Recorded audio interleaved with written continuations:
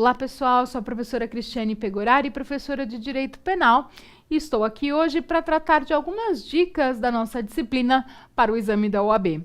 E a dica de hoje diz respeito à ação penal nos crimes contra a honra, tá certo? A regra nos crimes contra a honra é que a ação penal seja uma ação penal de iniciativa privada. Ocorre que o artigo 145 do Código Penal traz algumas exceções e a gente tem uma súmula importante também a respeito.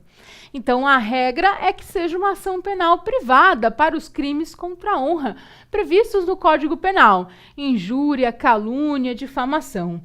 Ocorre que nós temos algumas exceções, e as exceções estão no artigo 145 do Código Penal. A primeira exceção diz respeito à vítima que seja o presidente da República ou o chefe de governo estrangeiro. Nessa situação, o Código Penal prevê que a ação penal é uma ação penal pública condicionada à requisição do ministro da Justiça. Então, a primeira exceção é vítima presidente da República ou chefe de governo estrangeiro. A ação penal se torna pública condicionada à requisição do ministro da Justiça. A segunda exceção diz respeito à injúria racial, né? E também à injúria praticada contra... A injúria não, né? O crime contra a honra praticado contra funcionário público.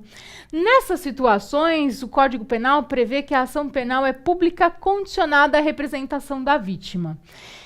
Mas cabe uma observação em relação ao funcionário público, porque nós temos a súmula 714 do STF, que diz que há legitimidade concorrente entre o próprio ofendido oferecer queixa-crime ou o Ministério Público oferecer a denúncia mediante representação do ofendido.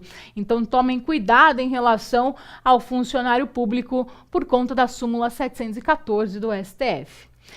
E a última exceção à espécie de ação penal privada, que é a regra dos crimes contra a honra, diz respeito à situação de injúria real.